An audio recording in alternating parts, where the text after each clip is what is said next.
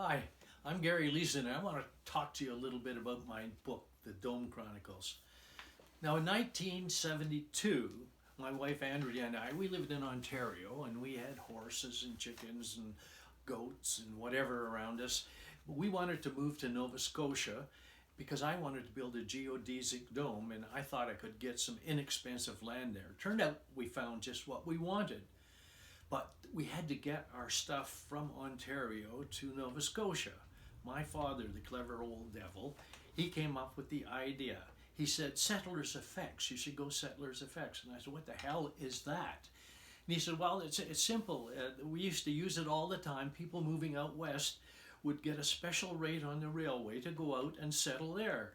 And I said, oh, great, that can't possibly still be in effect. But it turned out it was. There was an old clerk still with the railway, knew all about it, and he said that that special rate was not in effect anymore out west, but it still was going east. So that's how we came from Ontario to Nova Scotia in a boxcar. So we spent 4 days on the rails with all our animals in the car with us, going to Nova Scotia, to the place where we live now.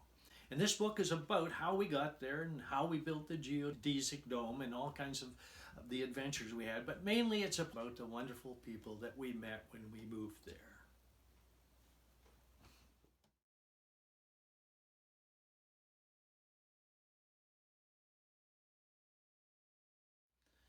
You had to have a sense of humor when you were living in a fancy geodesic dome among people who were living in traditional, sometimes 100-year-old farmhouses.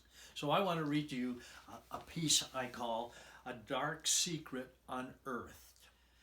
Maritimers are known for their ingenuity and resourcefulness, so I shouldn't have been surprised by the information that a local tradesman who was in the know shared with me.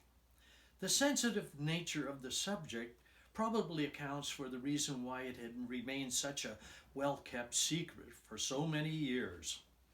Following the success of the methane chicken manure experiment in 1973, I was busy building a special cement septic tank that I was adapting to collect methane gas to use for gober biogas. Gober biogas typically refers to a mixture of different gases produced by the breakdown of organic matter in the absence of oxygen. Biogas can be produced from raw materials such as agricultural waste, manure, municipal waste, plant material, sewage, green waste, or food waste. The Back to the Land community was all abuzz with the Gober Gas initiative. I had asked Bill, a local man who operated the pumper truck that was known affectionately as the Honey Wagon, to have a look at what I was doing and proffer any advice he might have. He was obliging, but as we conversed, he seemed somewhat distracted and uneasy, not his usual chatty self. When I asked what was bothering him, he launched into a lengthy preamble. He explained that many years ago, when rural electrification was reaching the more remote areas of the province, and indoor plumbing was leading to the demise of the outhouse, an unusual trend started. After the installation of simple flush toilets, those who could would simply direct their sewage drainage pipes toward a handy creek or river.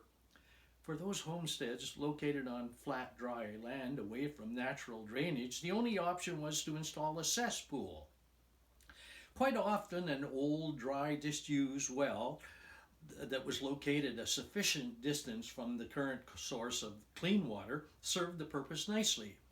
The ideal solution for those spots would have been to install a proper septic tank and a weeping bed, but that was an expensive proposition, so a less costly option became popular. Bill was hesitant to continue with the story, but pressed on. I had caught him at a weak moment. He had just endured what he characterized as the worst nightmare a man in his line of business might encounter, and was anxious to vent his anxiety. Do you know that as a cost-saving measure, hundreds of households in the area do not have conventional septic tanks installed? I did not. So he proffered a further question. Do you know what people have been using instead of regular septic tanks? Seeing that I was still baffled, he continued. Cars, he blurted. They used old cars as septic tanks. They bury them in the ground behind their houses.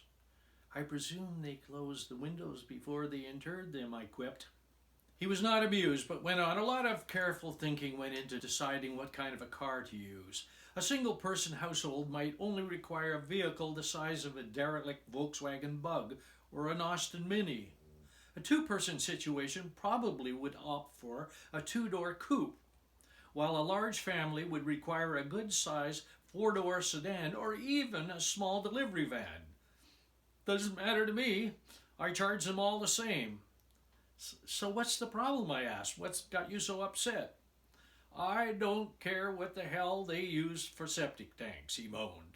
They're out of sight and none of my business. I just plug my big hose in and slurp them out, then go about my business.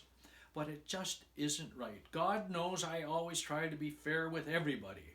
I always charge a standard fee per visit. They're always slightly different.